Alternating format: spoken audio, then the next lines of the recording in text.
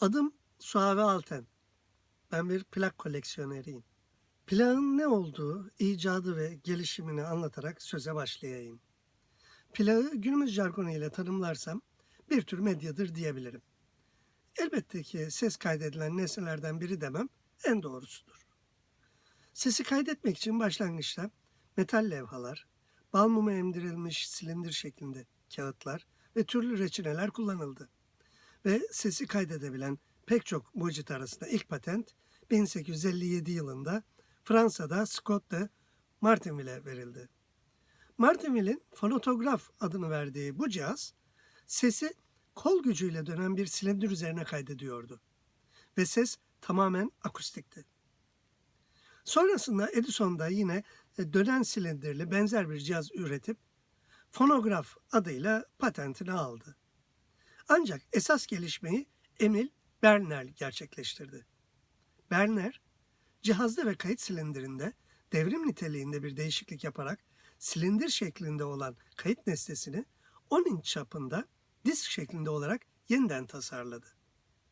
Berner bu akustik cihazına gramofon adını vererek 1887 yılında patentini aldı. 1946 yılında ise Columbia firması 12 inç çapında plak kullanan ilk modern pikabı piyasaya sürdü. Bu pikaplar gramofonlardaki gibi ses kanallarında kayıtlı olan akustik sesi doğrudan duyulacak şekilde yükseltmeye yönelik değil de kayıttaki titreşimleri elektrik sinyaline çevirme prensibine yönelik olan analog bir sistemle çalışıyordu. 1949 yılında ise Berliner, RCA Victor markasıyla PVC'den üretilmiş plakları ilk kez piyasaya sürdü. Stereo plaklar ise ancak 1954'te üretildi. 60'lı yıllarda artık dünyanın her yerinde yaygınlaşan plağın kalitesi de uygulanan hi-fi teknolojisiyle mükemmelliğe ulaştı.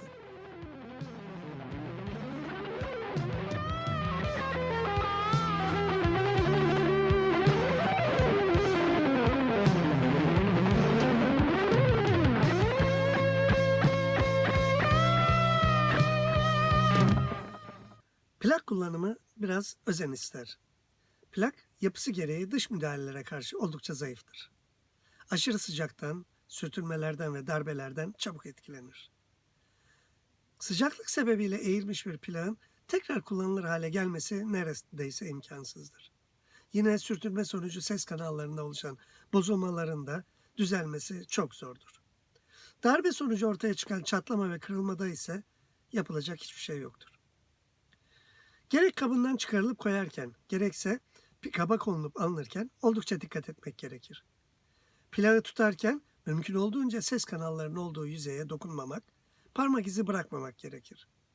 Zira elimizde bulunan doğal yağ, olası tozların ses kanallarına yapışmasını kolaylaştırır. Bu da zamanla sesin kalitesini bozar.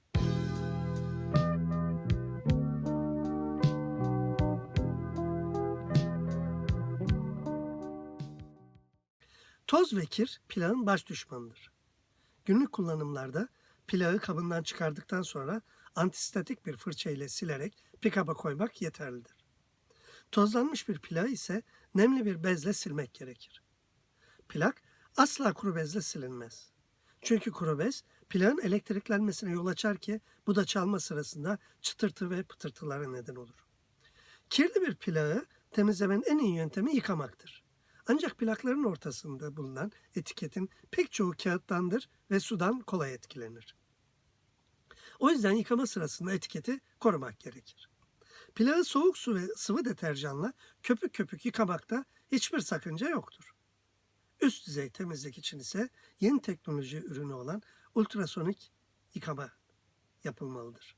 Temizlik sonrası tam kuruma sağlanmalı ve kabına konularak dik olarak rafa yerleştirmelidir.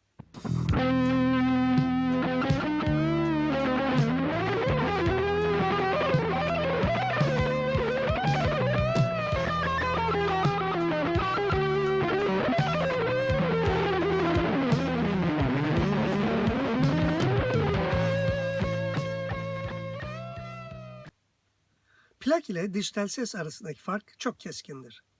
Yeni teknolojiyle ses dijitalleşirken sesin dokusuna müdahale edilmekte, minik ara nüanslar yok edilerek akustik sesin doğallığı bozulmaktadır. Dijital sistemde her şey 0 ve 1 rakamları ile tanımlanır. Ses sadece bu iki rakamla anlatmak sesin kolunu bacağını kırpmaya benzer. Çünkü dijital sistemde 0 ile 1 rakamlar arasında bulunan sonsuz sayıdaki kesirler yok sayılır. Oysa akustik bir seste aradaki bu kesirlerin tamamı bulunmaktadır. Örneğin akustik bir sesi yokuş bir yol olarak betimlersek aynı sesi dijital ortama aktardığımızda o yokuş yine aynı eğime sahip bir merdivene dönüşmektedir. Başlangıç ve bitiş noktaları itibariyle hiçbir sorun yokmuş gibi görünse de her bir basamak arasındaki yok olan o eğimde bulunan sesler de yok olmaktadır. Basamakların sıklaştırılması aradaki kaybın azalmasını sağlasa da sistem olarak sonsuz sayıda basamak bile koysanız yine de arada kayıplar olacağı gerçeği değişmeyecektir. İşte bu basamak sayılarının sıklığı dijital ortamdaki kayıt formatlarının temelidir. Yani ne yaparsanız yapın sesin bir parçası yok olmaktadır. Oysa plakta kayıtlı ses tamamen akustiktir. Ve pick-up vasıtasıyla bu akustik ses analog olarak yükseltildiği için hiçbir şekilde kayıp söz konusu değildir.